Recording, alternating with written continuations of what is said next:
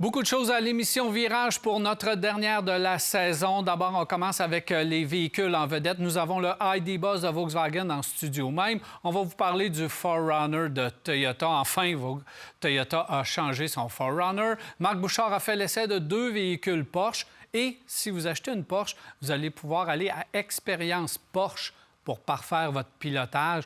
Vous allez découvrir ça un petit peu plus tard à l'émission. Nous avons les gens de Groupe Saillant Auto Crédit et Yann Samiucci de la Corporation des concessionnaires automobiles du Québec va être avec nous à la fin de l'émission. On répond à vos questions. Tout cela à Virage dans un instant. Virage Auto est propulsé par IA Assurance Auto et Habitation.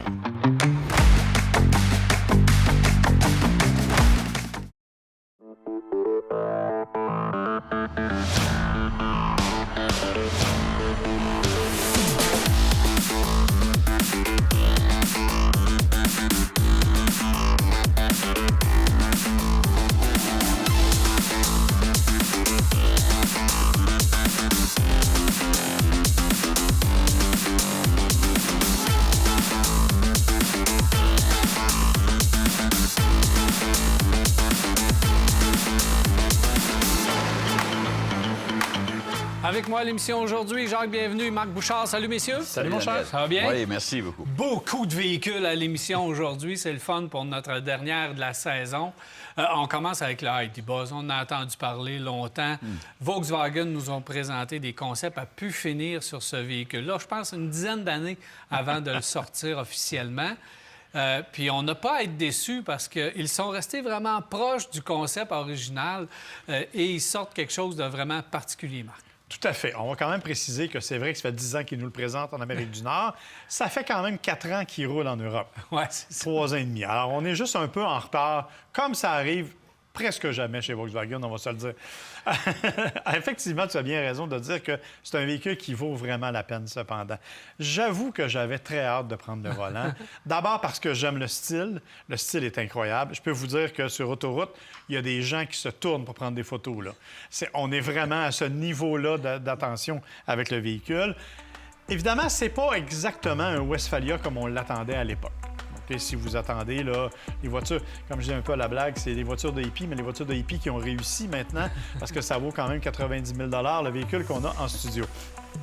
Autre élément, c'est qu'on a vraiment voulu, le manipuler comme une mini-fourgonnette, davantage que comme un véhicule de camping. Bien sûr, on peut utiliser l'espace arrière et l'aménager, mais il y a vraiment de l'espace pour 6 passagers sans difficulté. C'est confortable, c'est très spacieux, les sièges de deuxième rangée qui se déplacent. Donc, on est vraiment plus dans la vibe mini-fourgonnette que dans celle des campeurs comme on avait auparavant. On a même les portières latérales qui s'ouvrent quand on passe le pied en dessous automatique. Donc, on est vraiment dans un niveau ailleurs.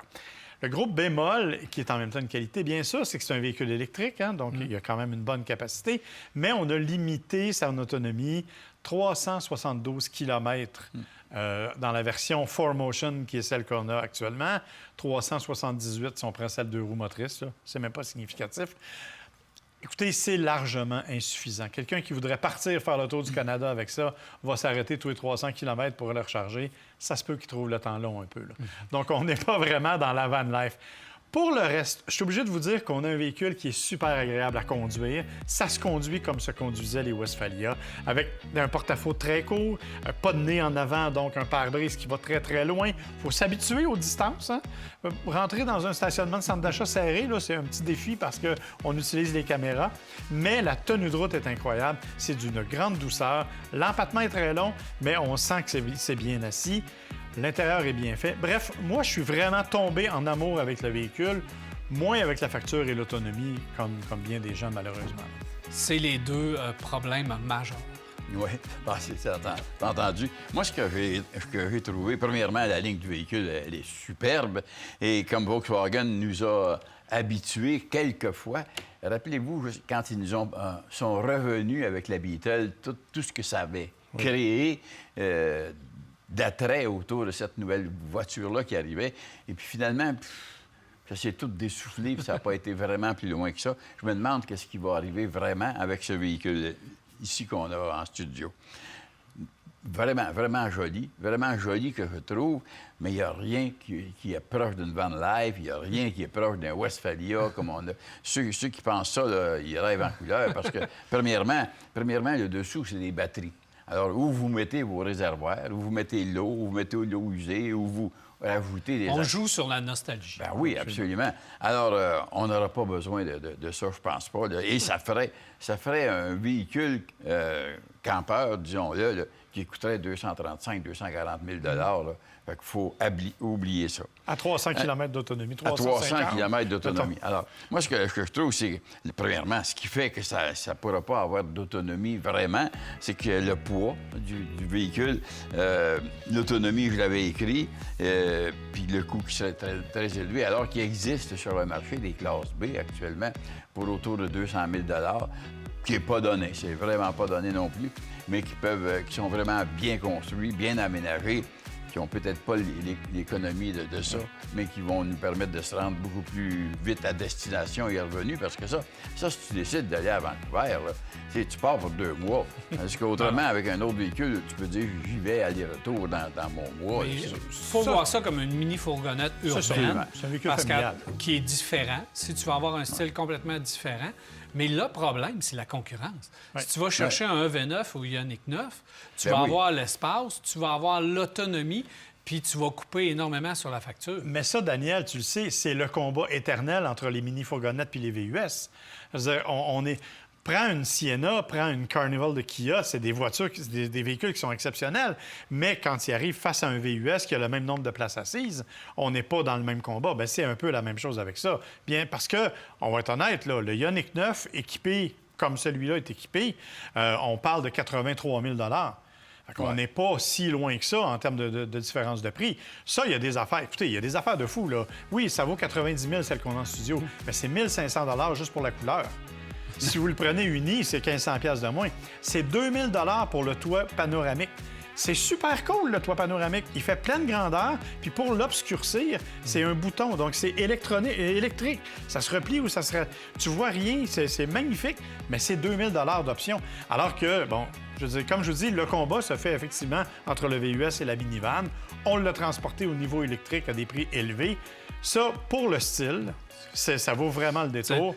Mais pour le reste... On a tombé sur la tomate de Toyota et Lexus avec le BZ4X. BZ, maintenant qu'on a vraiment ajusté l'autonomie, le plus rapidement possible, Volkswagen doit ajuster l'autonomie sur ce véhicule-là. On sait que l'hiver, à moins 20, c'est 250. Oui. Puis peut-être 200 pas. km d'autonomie. Donc, c'est un véhicule pour transporter des passagers, donc du poids additionnel à l'intérieur et des bagages. Donc, ça veut dire qu'on réduit encore l'autonomie. Le gros problème, c'est l'autonomie qu'on va devoir revoir rapidement du côté de chez Volkswagen si on va avoir du succès. Parce que pour le look, l'assemblage, la conduite, c'est le fun à conduire, c'est silencieux, c'est doux, c'est beau à l'intérieur. Les matériaux de cette version-ci, c'est de grande qualité. J'ai rien à redire. Même l'assemblage est correct. Donc, parfait. Mais arriver avec 500 km d'autonomie, ça n'a pas de bon sens. Ou arriver à, tout le moins, fournissez-nous enfin les versions d'entrée de gamme aussi. Parce que là, il faut le préciser, on a 2 versions. On a la 4Motion puis la 2 roues motrices, mais ce sont toutes des First Edition. On n'a pas les versions d'entrée de gamme, donc, qui ont été beaucoup moins dispendieuses, là, à 20 000 de moins ou à peu près. Donc, c'est sûr qu'il y a toutes sortes d'ajustements à faire. Et honnêtement, je pense pas que ça va jamais sortir en fou des cours de concessionnaire, là, on s'entend. Pas moi non plus. Mais c'est un véhicule qui a du look. Un peu comme une Mini. On a gardé cette nostalgie-là. Et n'en déplaise aux mauvaises langues, je n'étais pas là de la première génération, mais je pense que ça a été pas mal. On va sûrement reparler de ce beau véhicule-là. Je veux glisser un mot rapidement sur le 4Runner parce que c'est le véhicule que je conduis. Et bravo à Toyota parce qu'ils nous ont envoyé la version de base. La SR5, vraiment la version la moins équipée, mais qui arrive quand même avec un niveau d'équipement intéressant. Là, maintenant, avant, tu n'avais pas de siège chauffant dans la version de base du 4Runner. Donc, une belle mise à jour. Et après l'avoir conduit sur plusieurs kilomètres, c'est vraiment la douceur de roulement de ce véhicule-là qui a été nettement améliorée. On garde son esprit camion. On a fait les choses de la bonne façon avec le 4Runner, évidemment, en faisant 8 versions différentes, dont des versions hors route, TRD Pro, Trail Hunter, des versions de fou et des prix de fou aussi, parce que lui aussi monte au niveau du prix quand on y va avec des nouvelles versions. Mais, encore une fois, on a réussi à moderniser le véhicule, mais à garder son esprit de camion. Puis, d'avoir des sports utilitaires sur plateforme faites pour la route, il y en a un puis un autre, d'avoir des vrais sports utilitaires pour des puristes montés sur châssis et échelle, comme le 4Runner. Ouais. Bravo d'avoir gardé ce type de véhicule-là parce qu'il y a encore des besoins. Mon seul bémol, en fait, c'est qu'il se trouve à cannibaliser lui-même le Land Cruiser. À peu près dans la même catégorie, puis à peu près dans la même échelle de prix. Alors, évidemment, ça devient un choix difficile à faire entre les deux. Mais tu as raison de dire que le 4Runner a pas plus de versions, mais en tout cas, est peut-être plus abordable et a conservé l'idée de l'amener en route en fou. Oui, la vitre coulissante en arrière. C'est ça. Deux choix de motorisation. Donc, vous avez une version turbo hybride avec du 2.4 ou le 2.4 litres de base. Tu as raison à dire que c'est parce que le problème, c'est pas le 4Runner, c'est le Land Cruiser au niveau de son intérieur. On n'a pas été assez loin. On a utilisé du plastique beaucoup. Ouais. On l'a mis du type un peu trop camion, ce qui fait que quand tu t'assois dans le 4Runner, tu as à peu près le même environnement, mais à un prix beaucoup moindre. Alors, puis une motorisation qui se ressemble beaucoup également. Donc, je pense que les gens vont avoir à choisir. Et le 4Runner va être, j'en suis persuadé encore, le véhicule, il va garder le plus sa valeur de revente sur le marché, tout comme le Land Cruiser d'ailleurs, et le Lexus GX. On a des véhicules qui sont à peu près, là, qui ont la même essence dans les marques, dans les 3 marques. Donc, moi, j'aime bien le 4Runner. J'aime sa formule qu'on a réussi à faire, ses versions. Et j'aime qu'on ait gardé l'idée que ce soit un truc de hors-route, capable de hors-route. C'est ça. Alors qu'on ne l'a pas dénaturé. Rappelez-vous, il y a quelques années, avec Nissan avec son Pathfinder, qui nous avait amené un VUS urbain, alors que là, le 4Runner a conservé sa personnalité. Je pense que ça, c'est une bonne chose. Et le plaisir de le conduire, parce que c'est un véhicule qui est très doux à conduire sur la route. C'est pas tout le monde qui va faire du hors-route avec ça. Et qu'on ait un véhicule de quoi, 50 quelques mille dollars, moi, je trouve ça intéressant. Et tu as les nostalgiques qui vont embarquer là-dedans, je suis certain. Absolument. Je ne pense pas que ça va devenir le véhicule le plus vendu parce que le nouveau RAV4 va demeurer le véhicule le plus vendu chez Toyota. Mais de le conserver, je trouve que c'est vraiment bien. Je ne sais pas combien de sports utilitaires on va conserver du côté de chez Toyota. À un moment donné, on va être obligé d'en laisser aller un ou deux. Là. Mais là, ils sont rendus avec un inventaire. Tous les modèles, c'est complètement fou, là. Exactement. Merci, messieurs. Ça fait plaisir. Alors voilà, on s'arrête à virage et on va revenir rester avec nous. CarExpert, l'expert carrossier, vous a présenté cet essai routier. CarExpert à la fine pointe de la carrosserie.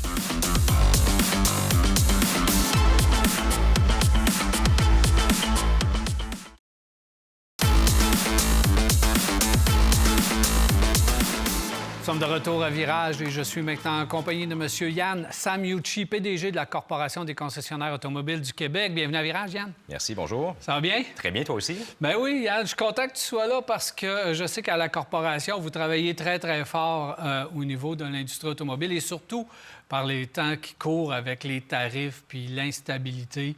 Parle-moi donc comment ça va depuis le début de l'année dans l'industrie automobile. C'est une drôle d'année, Daniel, pour des raisons que la plupart des gens connaissent, là, avec la situation géopolitique, avec nos voisins du Sud qui brassent pas mal l'Amérique du Nord et le monde entier actuellement. Évidemment, l'administration Trump, avec ses tarifs, vient changer complètement la donne. Donc, le début d'année a été assez challengeant, je dirais, pour l'industrie, pour les concessionnaires du Québec. On n'a pas fait les ventes qu'on espérait en début d'année. Mois d'avril, on sent quand même une certaine relance. Donc, ce qu'on comprend, c'est que les Québécois ne veulent pas payer plus cher leurs véhicules, sachant qu'il y a des tarifs qui auront éventuellement un effet sur le prix des véhicules distribués sur le marché du Québec. Ce qui fait, je dirais, le plus mal à court terme, oui, l'instabilité, l'incompréhension, puis ce qu'on ne sait pas qui va arriver dans l'administration Trump, à savoir, il va-tu reculer sur certaines mesures. Mais ce qui fait mal et ce qui va faire mal dans les prochains mois, à notre sens, c'est les contre-tarifs de notre gouvernement fédéral canadien sur les véhicules parce que c'est ni plus ni moins qu'une taxe qu'auront à payer les Canadiens et les Québécois pour l'achat d'un véhicule sur le marché ici. Parce qu'il faut savoir que 40 des véhicules qui sont vendus au Canada, et peu importe la marque, là, ne vous fiez pas au logo en face du véhicule, sont des véhicules qui ont été assemblés aux États-Unis. Donc, pour 40 des véhicules, il y aura des impacts avec les tarifs, ou plutôt les contre-tarifs de M. Carney. C'est là qu'il faut faire attention aux contre-tarifs. Tu as parlé beaucoup de l'administration américaine, effectivement, qui vient jouer beaucoup dans la balance. Mais je veux revenir au début de l'année, parce qu'on a eu une fin d'année extraordinaire. Par exemple, au niveau de l'automobile électrique et de la voiture électrique, nos gouvernements à nous ont chambardé toute la patente en début d'année et ils ont brisé le marché du véhicule électrique, évidemment en retirant les incitatifs puis en laissant une période d'incertitude. Comment vous avez vécu ça? Ça aussi, ça a eu un impact direct. Hein? On est sur des marchés fictifs où les gouvernements ont mainmise sur les produits, sur la manière que vont se comporter les consommateurs. Avec, tu l'as dit, Daniel, les normes VZE, les incitatifs qui reviennent, qui repartent, qui sont suspendus du jour au lendemain, puis évidemment avec la situation au sud de la frontière. Donc ça a eu pour impact, Daniel, là, 46 de baisse de vente de véhicules électrifiés au premier trimestre de l'année. Donc, l'impact, il est immédiat. C'est là qu'on voit que les incitatifs ont une très grande importance lorsque vient le temps d'acheter un véhicule électrique. Yann, la Corporation des concessionnaires automobiles du Québec, est-ce que vous pensez que les gouvernements politisent trop l'industrie automobile? Est-ce qu'on ne devrait pas lâcher un peu cette industrie à un moment donné? Ça fait longtemps qu'on essaie de se faire du capital politique sur le dos de l'industrie automobile. La réglementer, là, il y a un certain temps, je pense qu'au niveau des émissions, ça a été bon dans les années 70, dans les années 80, qu'elles consomment moins. Je pense qu'il y a eu des interventions gouvernementales qui étaient vraiment importantes puis que ça avait lieu.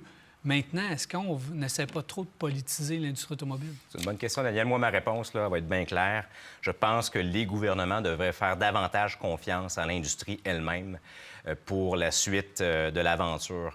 On a fait des investissements massifs. Il n'y a pas une industrie dans le monde, historiquement, qui a investi autant que l'industrie automobile pour amener un produit qui est plus vert, qui est plus en ligne avec nos ambitions climatiques. Les véhicules électriques, ils sont là pour rester, ils sont là pour devenir la solution de demain. Maintenant, il faut laisser le temps au temps de faire son chemin. Il faut laisser le temps aux Québécois aussi d'adopter cette technologie-là.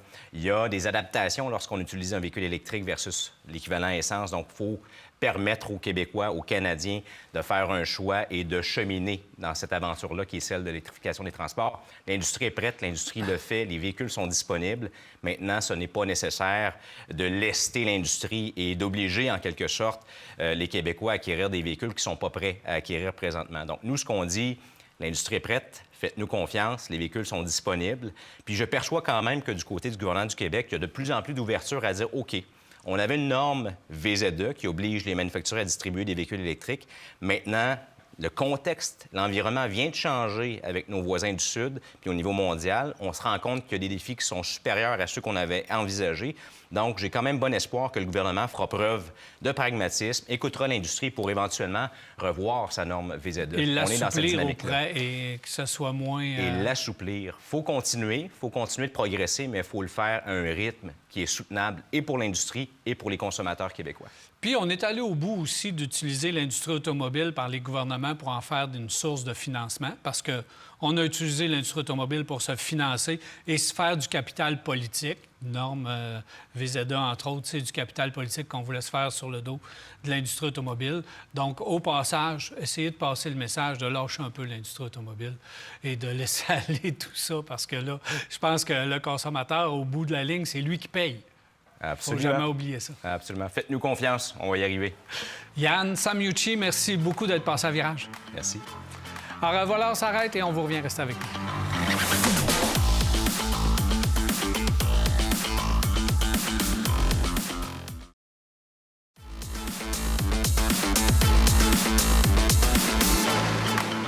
Voilà de retour. Je suis maintenant en compagnie de Stéphanie Blais et Alexandre Saillant, groupe Saillant Autocrédit. Bienvenue à Virage. Allô?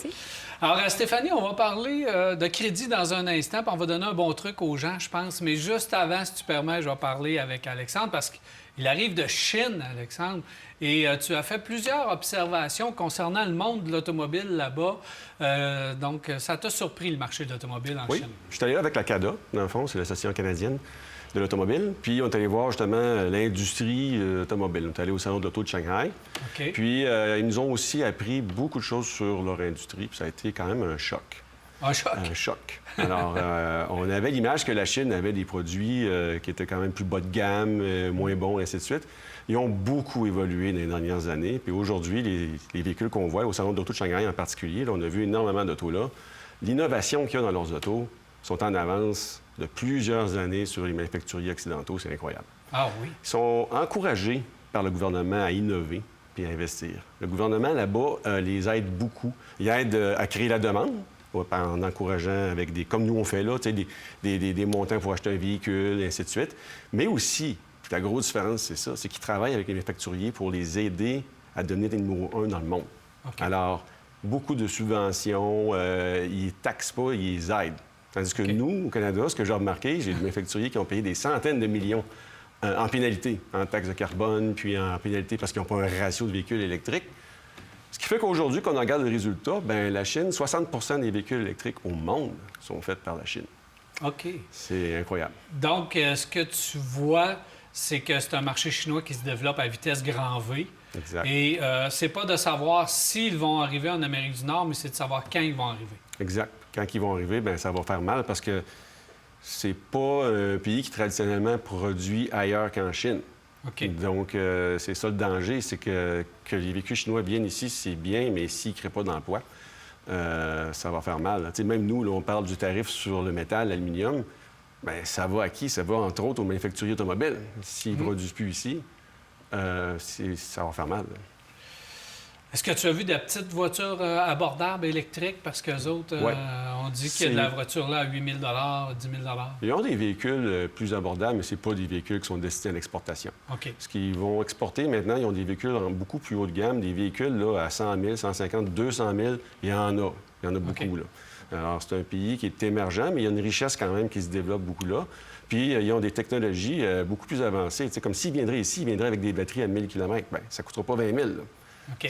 Ça va être des produits les plus haut de gamme parce que c'est là qu'ils ont le plus d'argent à faire aussi. Donc, ils vont offrir des produits nez à nez. Le rêve de la voiture chinoise à 5 000 8 000 on est mieux Impossible. d'oublier ça. Même pas 20 000. Mais ils vont c'est- arriver avec des voitures nez à nez. Est-ce qu'ils vont arriver avec un fabricant, avec leur propre réseau de concessionnaires, ou on va rentrer par l'entremise peut-être d'un réseau de concessionnaires existant qu'on pourrait racheter un fabricant? J'ai aucune idée. Alors, à date, ce qu'on a vu, là, quand on regarde la stratégie qui a été prise ailleurs dans le monde, c'est qu'ils s'en viennent avec leur réseau de concessionnaires qu'ils développent eux-mêmes puis ils partent un nouveau réseau. On va suivre le dossier de très, très près. Merci de partager ces observations, Alexandre. Stéphanie, crédit maintenant et multiples demandes à un bureau de crédit. Donc, ça veut dire quelqu'un qui va pour s'acheter une voiture à différents endroits, puis tous les concessionnaires te font une demande de crédit, ça peut être dommageable. Exact. En fait, c'est pas nécessairement qu'ils se rendent chez les concessionnaires. Bien, des fois, souvent, les gens, ils font ça en ligne. T'sais, ils envoient une demande à un, une demande à l'autre, une demande à l'autre. Puis, s'ils remplissent une demande de crédit complète, bien, ils donnent l'autorisation à la personne à qui envoie la demande de faire des demandes dans son bureau de crédit. Donc, ça, c'est très dommageable parce que, tu sais, ils peuvent, par endroit, ils peuvent envoyer 3, 4, 5, 6, 8 demandes, tu sais. Fait que, tu sais, si tu te fais ça dans 3, 4, 5 places différentes, ça commence à faire beaucoup de demandes là, au bureau de crédit. Et la problématique qu'on a par rapport à ça, c'est que les banques n'aiment pas ça. OK. Les banques n'aiment pas les demandes multiples au bureau de crédit, mais c'est surtout que ça fait chuter la cote à l'interne. Parce qu'on sait qu'on a une cote de crédit avec Equifax et TransUnion, mais il y a aussi une cote de crédit dans chaque banque à l'interne. Et ça, c'est elle qui est la plus problématique parce que si elle baisse trop, les institutions financières ne voudront même pas regarder le dossier. Ils vont dire non, nous, ça ne score pas à l'interne, donc automatiquement, c'est refusé. Puis il n'y a même pas de pouvoir de négociation. Là. C'est fini, final. Là. Ils ne regarderont même pas OK. le dossier. Et la façon de pouvoir éviter ça, c'est de verrouiller son bureau de crédit. Ça m'étonne. Comment est-ce qu'on peut verrouiller notre bureau de crédit? En fait, c'est hyper simple. Dans le fond, on s'inscrit à Equifax et à TransUnion, puis on peut le faire directement en ligne pour pouvoir faire le verrouillage du bureau de crédit. On le fait en ligne, on verrouille, puis si on a besoin de faire des demandes que nous, on sait qu'on va faire une demande pour X raisons, bien, on déverrouille le bureau de crédit. Fait que les institutions financières ont accès au bureau de crédit. Ici, moi, j'envoie une demande de crédit d'un client. Puis que le bureau de crédit est verrouillé, ça va repopper dans mon système, ça va me dire « Demandez à votre client de déverrouiller son bureau de crédit parce que le bureau de crédit est verrouillé. » Et c'est tellement simple. La démarche, vous pouvez aller voir sur le site Internet de François Charon. Il a tout fait un beau vidéo qui explique tout comment faire, puis c'est totalement gratuit. C'est à faire. Ça, c'est un bon conseil pour tout le monde. Puis tu n'as pas besoin d'avoir soit déjà des doutes sur ton crédit. Là. Tout le monde devrait aller verrouiller son bureau de crédit. Tout le monde devrait aller verrouiller parce que, outre que des demandes de crédit, ça évite la fraude aussi parce que si ton bureau de crédit est verrouillé, à part toi qui sait qu'il va faire une demande de crédit, il n'y a personne d'autre qui va pouvoir faire une demande de crédit dans le bureau de crédit. Comment se comportent les institutions financières présentement avec l'instabilité du marché, les prix des véhicules élevés, les financements sur du long terme? Comment est-ce qu'ils vont, nos banques? Ils nous resserrent, tout ça. Ah oui? Oui, c'est au niveau des institutions financières, là, c'est de plus en plus compliqué. C'est de plus en plus compliqué au niveau des normes d'approbation, mais aussi au niveau des critères. Donc, les maximums de financement, ça a été énormément réduit. Au niveau du minimum d'emploi, ils ont augmenté le minimum d'emploi dans plusieurs institutions financières. Donc, tous les critères sont de plus en plus resserrés, ce qui fait que c'est encore plus compliqué, des fois, de travailler des dossiers qui sont problématiques ou que, tu sais, au niveau de l'emploi, il y a plusieurs choses qui peuvent être problématique dans un dossier d'un client. Donc, ça rend le dossier encore plus compliqué, là, effectivement, de travailler avec les banques. Là. Donc, d'autant plus d'être prudent avec son crédit et de verrouiller son crédit. Exactement. Puis de venir voir, puis de ne pas faire des demandes partout, puis d'aller voir là, des gens qui sont compétents. Donc, venez nous voir. Conseillère de crédit. Stéphanie Blais, Alexandre Saillant, merci d'être passé à Virage. Merci. Alors voilà, Marc Bouchard est allé faire l'essai de véhicule Porsche.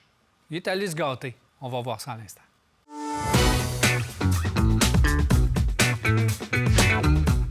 Quand on mentionne le nom Porsche, évidemment, on s'attend à un véhicule sportif. Quand on ajoute à ce nom-là les lettres GTS, c'est encore plus évident. Pourquoi? Parce que ça veut dire Gran Turismo Sport. C'est bien entendu la division de Porsche qui nous amène les versions un peu plus vitaminées, un peu plus musclées.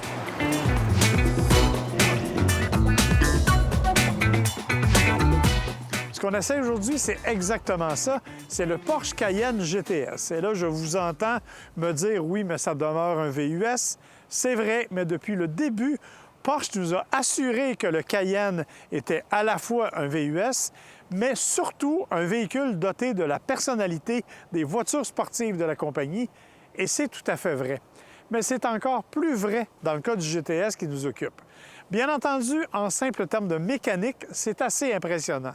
Sous le capot, un V8 4 litres de 493 chevaux, 486 livres-pieds de couple, c'est spectaculaire. Ça nous permet un 0-100 en 4,4 secondes quand il est doté, entre autres, du Sport Chrono, qui est un groupe d'options.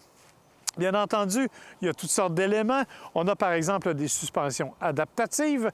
Ça nous permet évidemment de jouer la carte contrôle et confort, c'est-à-dire que quand on s'en sert tous les jours, c'est un véhicule qui est extrêmement confortable, mais quand on décide de pousser un peu plus la machine, bien évidemment, ça nous donne un véhicule qui est capable de supporter une randonnée assez sérieuse sur une piste.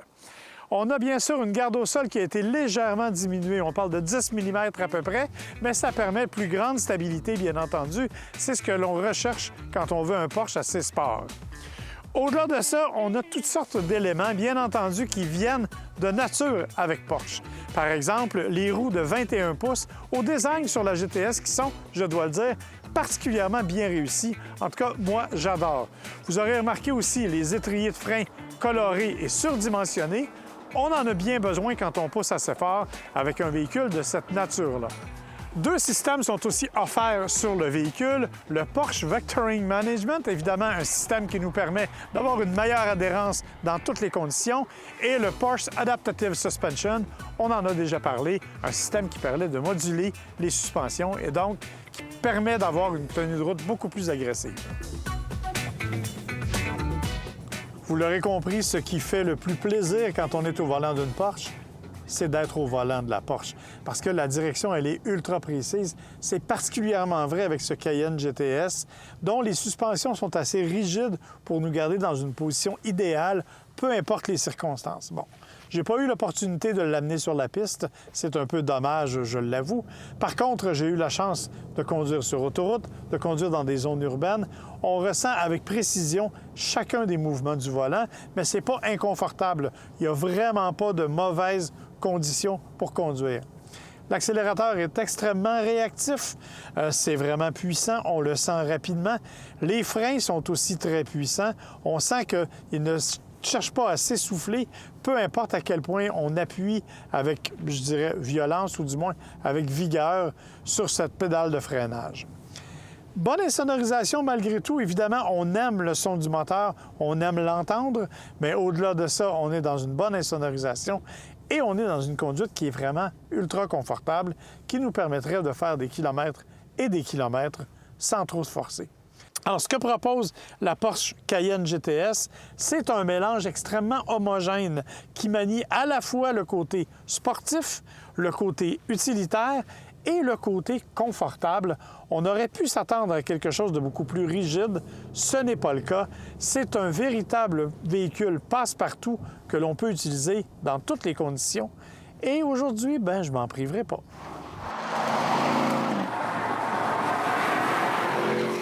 Ce qui distingue la version GTS des autres versions, c'est notamment la transmission, une Tiptronic avec des palettes au volant, 8 vitesses, qui sont vraiment exceptionnelles.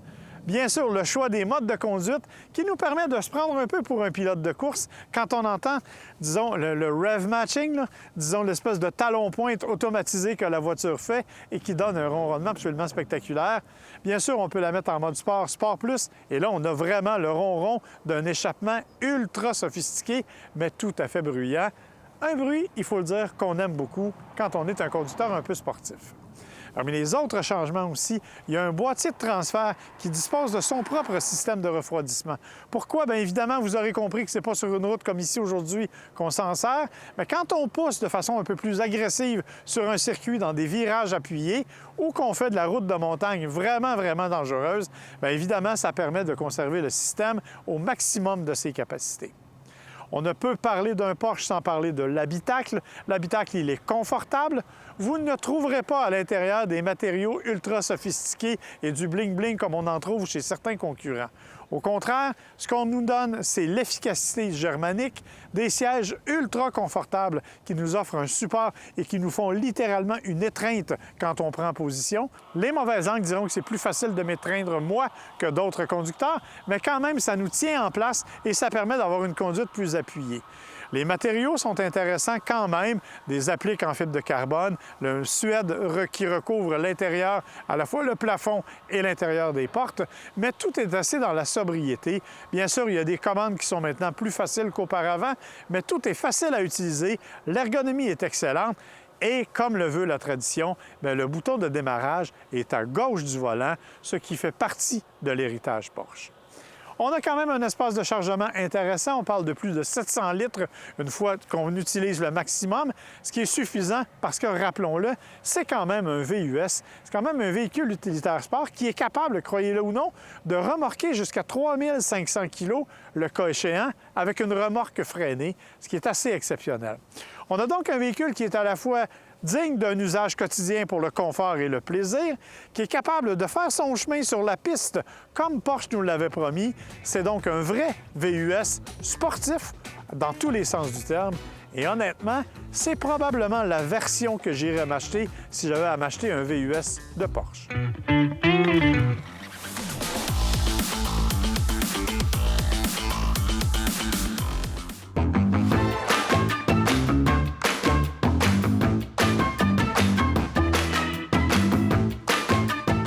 Le mot superlatif, ça s'applique à bien des choses et ça veut dire beaucoup d'extravagance. Dans le cas de la voiture qui est aux côtés de moi, ça s'applique littéralement à tous les aspects du véhicule. Pourquoi? Parce que la Porsche Panamera 4S e-hybride est absolument spectaculaire à plein de points de vue. Il faut dire qu'en 2025, on l'a considérablement remanié. on a changé des choses, on a modifié la physique notamment de la voiture. Pourquoi? Bien, regardez, les fenêtres donnent une nouvelle allure. On a vraiment la sensation davantage d'un véhicule sport, un peu moins trapu que ne l'était l'ancienne Panamera. Vous l'aurez compris, la couleur n'est pas étrangère non plus au fait que moi, j'aime beaucoup. Les gens qui me connaissent savent que j'aime bien les couleurs qui sont un peu hors de l'ordinaire. Il y a un paquet d'autres éléments, cependant, qui ont été modifiés. Je vous le dis, c'est une voiture spectaculaire à plein de points de vue. Mécaniquement, on a un moteur V6 biturbo 2,9 litres, jumelé à une motorisation électrique. Le total, 536 chevaux, 553 livres-pieds de couple, avec une boîte à double embrayage avec palette au volant.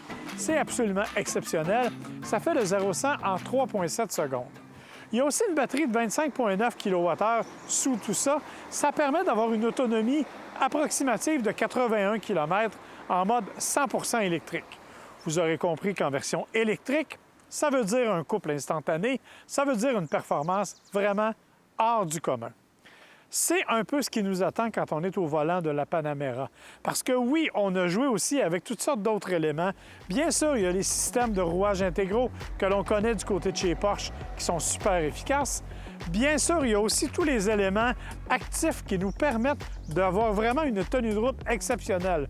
Du nombre, et c'est probablement le plus surprenant, ça s'appelle le Active Ride. Qu'est-ce que ça fait, le Active Ride? Bien, ce sont des suspensions qui s'adaptent littéralement aux besoins de la voiture. Ça veut dire un peu comme en vélo, si vous prenez un virage appuyé, la voiture va pencher avec vous afin de vous donner la meilleure tenue de route possible. Pourquoi je dis surprenant? Bien parce que les premières fois, évidemment, on ne s'y attend pas, mais surtout parce que quand on embarque ou qu'on débarque de la voiture descend elle-même pour rendre l'accès plus facile.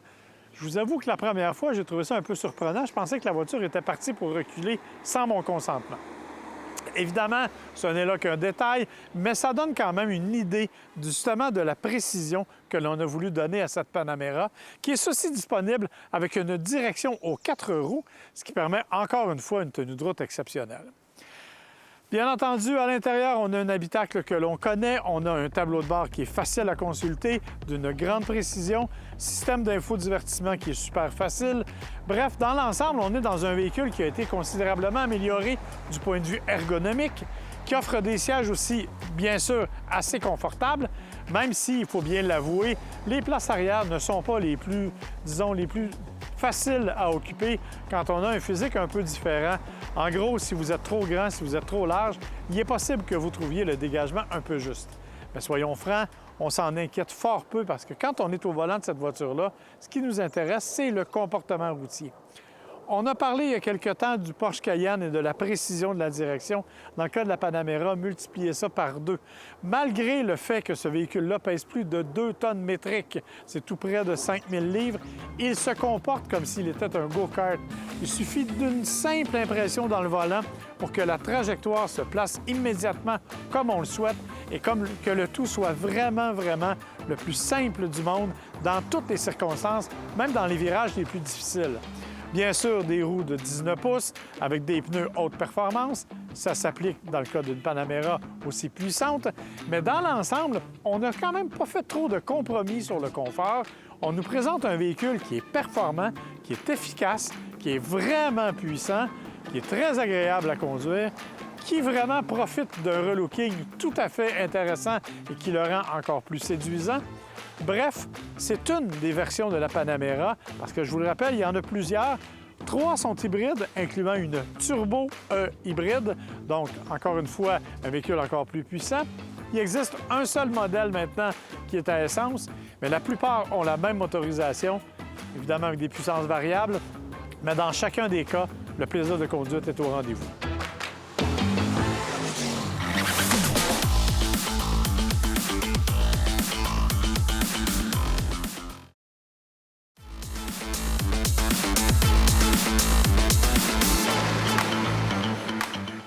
Voilà de retour et on poursuit le segment Porsche à l'émission puisque si vous avez la chance de vous acheter une Porsche, vous allez pouvoir vivre une expérience fort enrichissante est très recommandé de Expérience Porsche. On a mis vraiment un événement ou un circuit ou un emplacement pour pouvoir se perfectionner si on achète une Porsche. Messieurs, je pense que ça vaut la peine de bénéficier de cette expérience-là afin d'apprendre à conduire un peu mieux sa Porsche. Oui, parce que, bon, on le dit dans le reportage un peu plus tard, mais c'est pas une voiture ordinaire conduire une Porsche. Moi, je l'ai conduite en ville, hein, vous venez de le voir.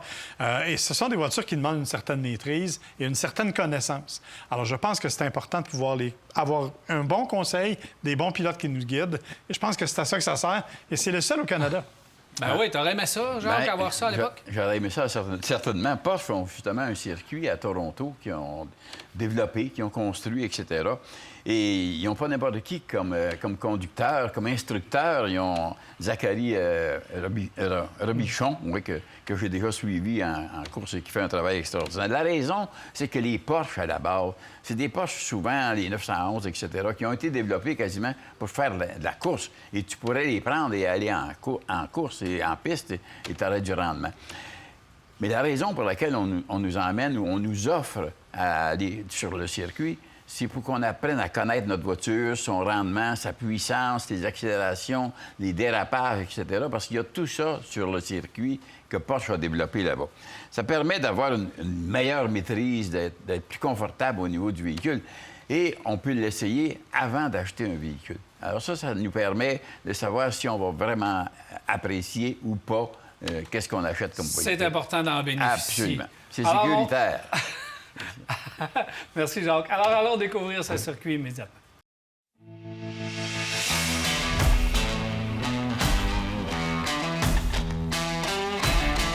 Donc, le Porsche Experience Center de Toronto a été créé pour la clientèle. On a effectivement des gens, quand ils se procurent un véhicule neuf depuis janvier, ont droit à une invitation pour venir ici pour 90 minutes pour essayer les véhicules sur les circuits.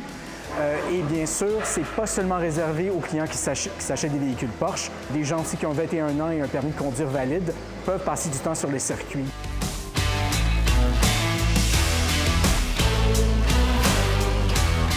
C'est l'opportunité pour eux d'essayer les voitures dans un environnement sécuritaire avec l'aide d'un instructeur professionnel. Donc, nous, comme instructeurs, le but, c'est vraiment d'essayer de donner nos expériences, tous les petits trucs qu'on a à conduire, puis à les donner aux clients qui arrivent ici. On peut avoir des T hybrides, idem avec des Macan, on peut avoir des GTS à essence et la nouvelle électrique. Donc ça permet en fait d'avoir une autre sensation avant d'acheter le véhicule et ça je pense que c'est vraiment très très très important. On a des instructeurs anglophones, on a des instructeurs francophones, mais on a aussi qui parlent le grec, le cantonais, le mandarin, puis ça, c'est seulement ceux que je peux me rappeler en ce moment. Donc, on a vraiment une gamme d'instructeurs divers pour être capable d'offrir à tout le monde le programme qu'ils veulent faire expérience ici au Porsche Experience à Toronto.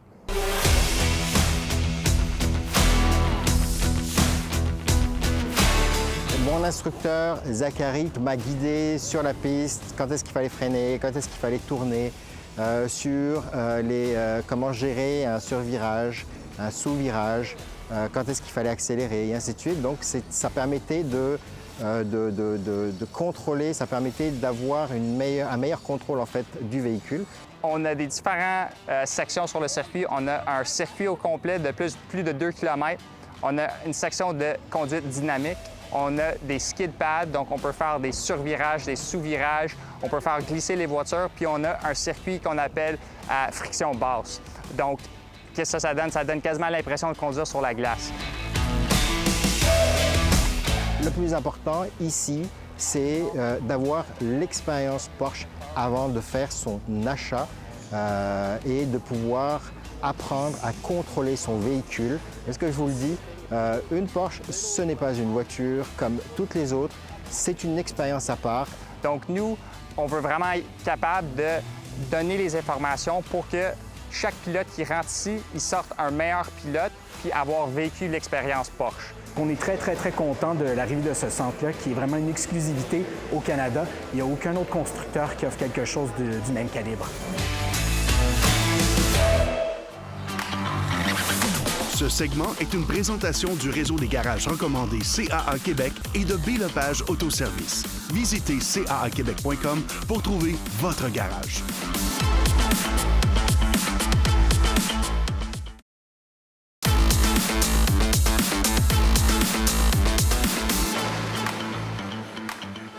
Si jamais vous voulez nous rejoindre, 670-9078, poste 230 ou encore virage@telmac.tv ou via notre Facebook, c'est les façons de nous rejoindre, nous poser vos questions. Merci de le faire. C'est notre dernière émission. Nous allons être là quand même toute la saison estivale en rediffusion et dès le début septembre, nous allons reprendre nos émissions. Si vous nous écrivez, on va garder vos questions et on va y répondre à partir de septembre et de la première semaine de septembre. Messieurs, très rapidement, parce qu'on va en passer quelques-unes, on n'a pas beaucoup de temps. On les met dans l'ordre pour Jean qui nous dit mettez-les dans l'ordre. Pour moi, j'ai la 1. On y va. Civic SI, 1. 2 GLI, 3 GTI, 4 Mazda 3 Sport. Moi, je les ai mis dans l'ordre. 1 Mazda 3 Sport, 2 SI, 3 GTI, 4 GLI au niveau de la Jetta. Donc, on peut brasser tout ça comme on veut. Moi, du GI, je suis d'accord avec toi. C'est effectivement le meilleur choix, je pense. La Mazda 3 Sport étant plus polyvalente et la SI qui a vraiment fait ses preuves cette année. Alors, moi, je suis d'accord. Moi j'irais avec la GLI parce qu'elle aussi, elle est performante. C'est pas la qualité de la Mazda 3 Sport, mais c'est un véhicule qui a une bonne visibilité tout le tour. Et j'ai remarqué que la 3, et on était beaucoup plus renfermé au niveau de la visibilité. Alain, il nous dit je fais du transport automobile, genre taxi et Uber et tous ces genres de trucs-là. Il dit pourquoi les fabricants ne font pas des versions HD des véhicules qu'on utilise? Donc, eux utilisent comme les RAV4, les CR-V, les Camry, donc des versions service dur des voitures qui pourraient durer longtemps où on améliore les composantes de suspension, les freins, les roulements de roues. C'est simplement une question de coût par rapport au nombre de ventes. Là. Les ventes seraient minimes.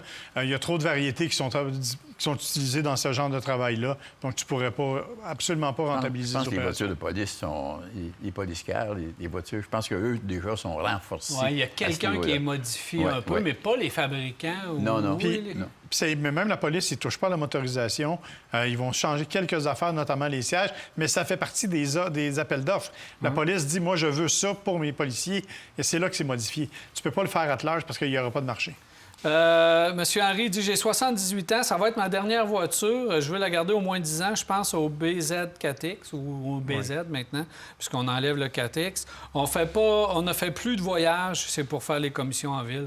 Alors, 10 ans, selon Toyota, la batterie va être bonne encore à 90 %. Donc, c'est quand même un choix intéressant. C'est moins vrai maintenant parce qu'on peut la charger rapidement plus souvent, mais oui, effectivement, vous n'aurez pas de problème avec ça. On n'a pas voulu ça. embarquer sur le terrain, justement, avec la nouvelle BZ, à savoir si oui ou non, quel pourcentage restait là. Mais si vous prenez un BZ 4X, parce qu'il y en a beaucoup dans les cours aujourd'hui au moment où on se parle, oui. Là, la recharge est moins rapide. L'autonomie est moins là aussi, mais pour faire ce que vous faites, je pense que vous allez en avoir amplement. Je suis surpris qu'à 78 ans, il veut que ça soit sa dernière voiture. Oui, c'est ça. Moi, j'ai 87, je veux changer à tous les ans. C'est ça. C'est ça. On dit toujours ça, c'est la dernière voiture, mais finalement, ça ne sera pas la dernière. On va au moins en racheter une autre. Je vous souhaite un bel été, messieurs. Prudence sur la route dans vos déplacements. Bien sûr, toi aussi, profite-en bien, profite des vacances. Et évidemment, à tous les téléspectateurs aussi, bien sûr. Merci. Alors, merci à vous d'avoir été là. Merci à toute l'équipe. Je vous souhaite un bel été. On se revoit dès le début septembre.